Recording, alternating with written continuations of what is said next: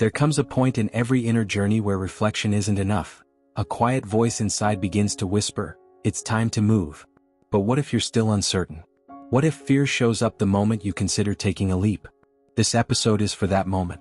We've explored how to find peace, how to let go, how to love ourselves, and how to heal our deepest wounds. But now, the invitation is to take all that inner work and use it as a foundation for outer action. Action that is authentic, aligned, and soul-driven. Not the kind of confidence that shouts or postures, but the kind that moves gently and boldly in the direction of truth, even when the outcome isn't guaranteed.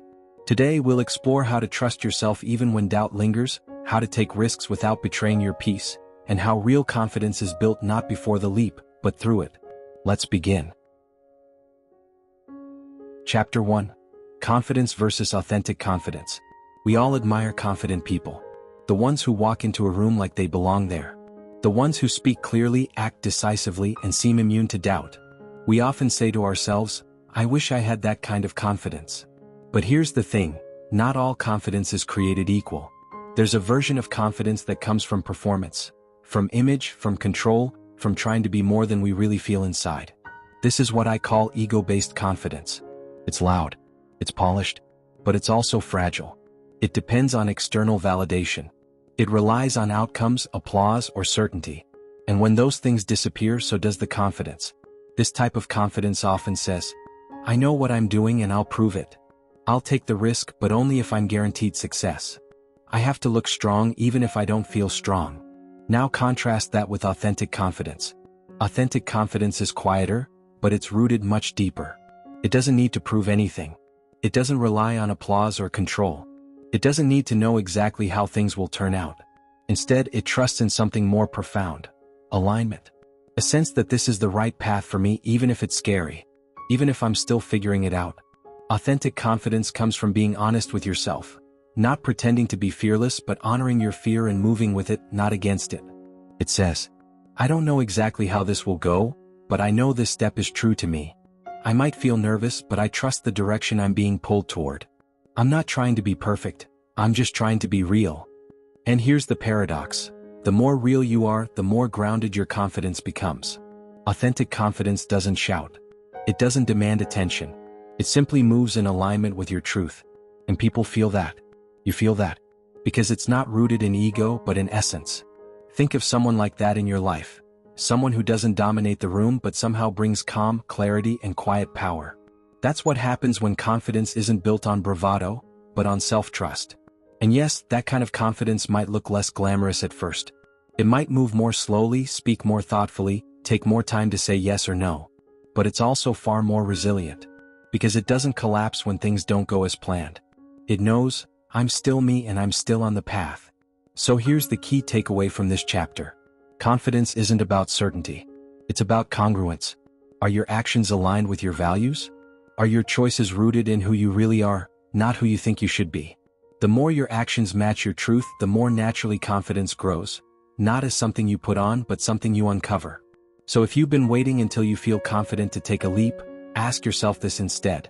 Is this next step aligned with my truth? If yes, then that is your confidence. That is your power. Even if your hands shake, even if your voice trembles. Because authentic confidence doesn't require you to be fearless. It just asks you to be honest, present, and willing to move in alignment. Chapter 2. Where self-doubt comes from. Before we can build authentic confidence, we need to understand what stands in the way of it, and that's often self-doubt. Self-doubt isn't just a random feeling that shows up out of nowhere. It has roots. And the more we understand those roots, the less power they hold over us. So let's start with the truth. Self-doubt is usually a protective mechanism. It's the mind saying, "Be careful. Don't get hurt again. Don't risk looking foolish. Don't lose control." And often this voice was born at a time when we needed it, when being careful, cautious, or small actually protected us. Many of us learned self-doubt as a response to past wounds. Maybe we were told we were too loud, too sensitive, too much. Maybe we tried something bold and were laughed at, rejected, or ignored. Maybe we grew up in an environment where mistakes weren't safe, where love was conditional, or where self-expression was met with criticism. Over time, those moments stack up, and your nervous system learns. It's safer not to try. It's better to stay quiet. It hurts less if I expect to fail. So the inner voice that whispers you're not ready, or who do you think you are? That voice is often a remnant of old pain, not a reflection of your current truth. And here's the important thing. Self-doubt doesn't mean you're broken. It means you've been hurt. It means there's a part of you that's still trying to stay safe, even if that safety is holding you back. But here's the twist. The people we admire for their confidence? They often feel self-doubt too. They just don't confuse it with truth. They've learned to question the voice of fear, rather than obey it blindly. They've learned to ask, is this feeling protecting me, or preventing me? And that's a powerful shift. Self-doubt becomes toxic when we personalize it. When we say, I feel unsure, so I must be incapable. Instead, what if we said, I feel unsure, so I must be stretching. I must be stepping into something new. Because that's the truth. Self-doubt often shows up right before growth. It shows up when you're moving beyond old identities, when you're rewriting your story, when you're daring to believe in a version of you that hasn't fully emerged yet. So instead of fighting self-doubt or pretending it's not there, what if you got curious? Ask it, what are you trying to protect me from? Where did I first learn this voice? What might be possible if I moved forward anyway?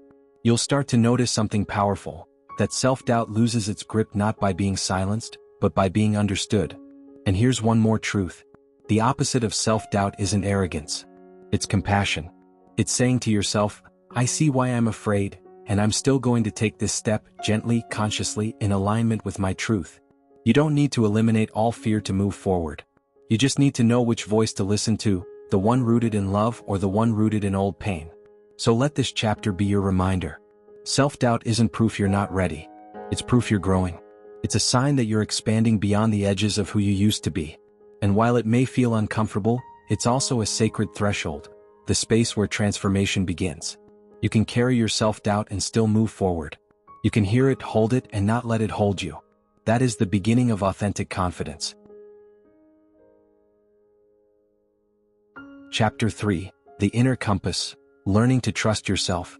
If you've spent a lot of your life looking outward for direction, asking others what to do, second-guessing your instincts, or waiting for permission to act, you're not alone.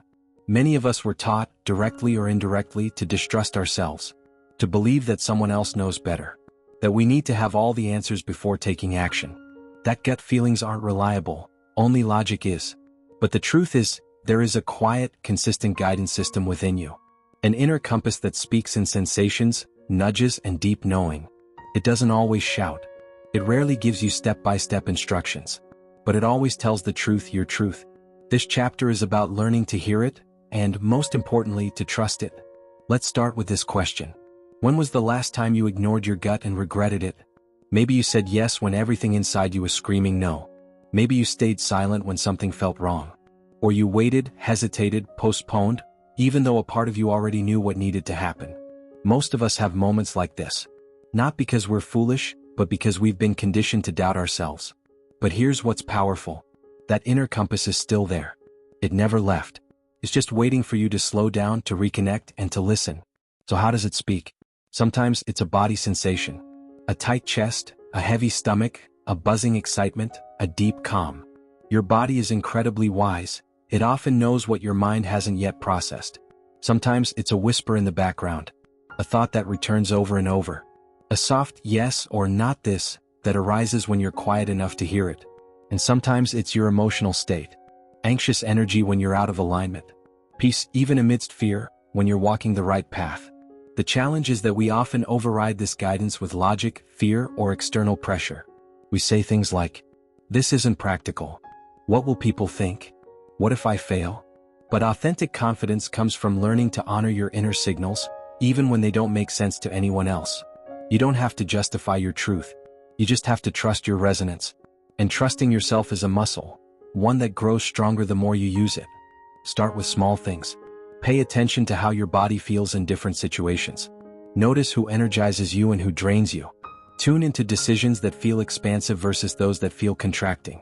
Practice saying no when something feels off, even if you can't explain why. Over time, you'll start to notice patterns. You'll begin to feel a deeper connection to your intuition. And the more you act on that intuition, even in tiny ways, the more you'll trust it. This is what it means to live from the inside out. To move through the world in a way that honors your own rhythm, your own timing, your own truth. And yes, you'll still make mistakes. But when you trust your inner compass, those mistakes become lessons, not regrets.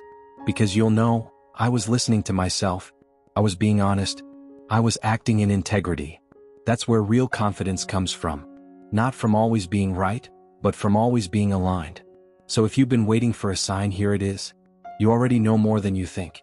You already have the answers, not all of them, but enough to take the next step. And the more you practice listening to your inner compass, the more clearly it will speak. In a noisy world, learning to trust yourself is a radical act. And it's the foundation of an authentic, courageous life. Chapter 4. Aligned Risk. Courage without chaos. When we think about risk, we often picture chaos. Leaping without a net, burning bridges, or making bold moves that could end in disaster. But there's another kind of risk. One that doesn't come from desperation or bravado, but from alignment. From deep inner clarity. From self-trust. This is what I call aligned risk. And it's very different from impulsive action or ego-driven choices. Aligned risk doesn't mean jumping into the unknown recklessly. It means moving forward with courage while staying rooted in your values, your truth, and your inner peace. It's not the kind of risk that drains you or destabilizes you. It's the kind that stretches you in the exact direction your soul has been nudging you toward. Let's pause and ask, what's a risk you've been avoiding? Maybe it's leaving a situation that no longer serves you, or sharing your work publicly, or telling someone how you truly feel, or finally going after something that feels wildly meaningful, even if it doesn't make sense on paper. Now ask yourself this: am I avoiding this because it's truly wrong for me, or because it's unfamiliar? There's a difference between something being unsafe and something being uncomfortable. Aligned risk is uncomfortable, but in a good way. It's the kind of discomfort that comes from expansion, not from self-betrayal. It challenges your fear, not your integrity. So how do you know when a risk is aligned? Here are a few signs. It keeps calling you back. Even after fear, even after doubt, the idea won't leave you alone. When you imagine saying yes to it, there's fear, yes, but also energy, curiosity, maybe even relief. You feel more like yourself at the thought of doing it, not less. The resistance you feel is mostly in your mind, not in your heart or body. But let's be clear, even aligned risks often don't feel ready. In fact, many of the best decisions you'll ever make will start with trembling hands and a racing heart. Because growth is never guaranteed. And the ego doesn't like uncertainty. That's why courage is essential. But here's what aligned courage looks like. It's grounded. You're scared but clear. It's conscious. You're not running from something, you're moving towards something. It's kind. You're not punishing yourself into action, you're encouraging yourself forward with love. And sometimes taking an aligned risk isn't about doing something big or dramatic. Sometimes it's a small, quiet choice. Speaking up in a meeting. Asking for what you need. Setting a boundary. Admitting you were wrong. Saying, I don't know, or, I'm not okay. These are all acts of courage. Because aligned risk isn't about the size of the action, it's about the integrity behind it. Now here's something most people don't realize. Taking aligned risks actually protects your inner peace. What? Because avoiding what your soul is calling you to do creates anxiety. Staying small when you're meant to expand creates restlessness. Pretending you don't care when you do, that creates disconnection. Avoidance might feel peaceful in the moment, but over time it creates inner chaos. While courage, even when it's scary, often leads to clarity, confidence, and a deeper sense of self. So if you've been waiting for the fear to go away before you act, you might be waiting forever. Fear doesn't disappear before aligned action, it softens through it. Let this be your reminder. You don't need to be fearless. You just need to be willing. Willing to take the next right step, even with shaky legs and a racing heart, if that step aligns with your inner truth. Aligned risk isn't reckless. It's sacred. It's you choosing growth over comfort, truth over approval, soul over safety. And that is the path of authentic confidence. Chapter 5. The Confidence Loop, Action, Trust, Expansion. Let's debunk a myth right now. Confidence doesn't come before action. Confidence comes after action. So many of us wait until we feel ready, until we're sure, until we feel confident, calm, and certain before we move. But here's the truth, that feeling rarely comes first. It's the result, not the prerequisite. Think of it like this. Confidence is not something you have. It's something you build. And the way you build it is by taking action. Even when you're uncertain, even when you're afraid, even when you're not 100% sure it will work out. This creates what I call the confidence loop, a self-reinforcing cycle of Action, trust, expansion. Let's break it down. Small blue diamond. Step 1. Action. You do something. Something small, honest, and aligned. You say what you feel. You take a risk. You set a boundary. You show up. You're not confident yet, but you act anyway. You override the voice that says, "What if it goes wrong?" You lean into the voice that whispers, "What if it goes right?" And even if it's clumsy, imperfect, or messy, you've done something powerful. You've moved. Small blue diamond. Step 2. Trust. After action comes trust, not just in the outcome, but in yourself. Even if things didn't go exactly as planned, you now know, I can handle it. I didn't abandon myself. I'm capable of doing hard things. I acted with integrity. And each time you act in alignment with your truth, you send a message to yourself. I've got me. That's how you begin to trust your voice, your decisions, your path. Not because they're perfect, but because they're honest. Small blue diamond. Step 3. Expansion. With trust comes expansion. You feel more grounded, more steady, more whole. You begin to open up to new possibilities, relationships, challenges, opportunities, because your self-trust creates a safe internal foundation. And from this expanded place, you take more action, which builds more trust, which creates more expansion. The loop continues. And the more you move through it, the more natural it becomes. Let's pause here and reflect. Can you think of a moment in your life where you acted before you were ready, and it changed you? Maybe it was scary. Maybe it didn't go perfectly. But afterward you felt more you, more powerful, more alive. That's the confidence loop in motion. Now, of course, it's not always linear. Sometimes you'll take a step and feel shaken. Sometimes you'll doubt yourself again. Sometimes fear will resurface, especially as you move into new territory. But that's okay. Confidence isn't the absence of doubt. It's the willingness to move through doubt with courage and consistency. And here's something important. Your confidence doesn't have to look like anyone else's. Maybe yours is quiet, grounded, steady. Maybe it's vibrant and expressive. Maybe it shows up in the way you listen, the way you lead, the way you stay when it's easier to run. Authentic confidence isn't about volume, it's about alignment. It's the energy that says, I trust myself. I know who I am. I don't need to perform or pretend. And that kind of confidence, it's magnetic, it's rare, it's powerful, because it's not rooted in ego, it's rooted in truth. So as we close this chapter, and this episode, I invite you to ask yourself, what's one action I can take today that aligns with who I really am, even if I don't feel ready? What's one fear I can walk through gently, not to impress anyone, but to deepen my trust in myself? Where am I being called to expand? Remember, you don't need to have it all figured out. You just need to start. Start with honesty. Start with one small, brave step. Start with you.